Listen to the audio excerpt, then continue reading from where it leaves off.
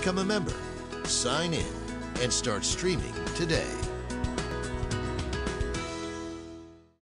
The disgrace of the week. As always, Miss Calhoun, please start us off. Going to Leanne's town. Okay, so a year ago, an Aurora police officer on duty with a gun strapped on passes out in his running police car in Aurora. He's not fired. He's counseled. He's suspended for a few days. Damning report from John Walsh yesterday about how Aurora Police Department leadership failed that city. Laura. Yeah, I wish I could agree with that even more and not say my own, but I'm going to. I'm going to reiterate, get the pork out of this federal bill so that we are only talking about what's going to help with the virus and help with those most financially impacted by the virus. Lucille. You know, I feel a bit hypocritical going this way as a communications consultant on a show, but the media. I think the media is really fueling a lot of the hysteria. There's a really fine line between hysteria, preparedness, and denial. And I think the media is pushing us in a lot of really different ways due to the ways that it has reported. Leanne. I have the House Bill 1319 blues, Dominic. We have figured out a way in lobbying to pit folks with an addiction to nicotine against other folks with an addiction to nicotine as we're having a conversation about flavor ban.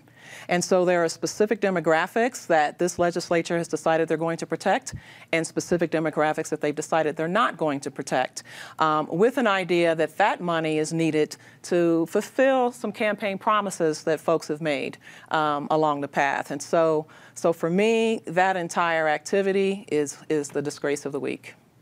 Time to say something nice about somebody. Patty? We mentioned it last week, but I was honored to be put in the Tourism Hall of Fame by Visit Denver Wednesday night, and possibly the last big event in Denver for a very long time. The tourism and hospitality industry in this city and this state are so important, and they are going to be hit very, very hard. A lot of good people are going to be hurt.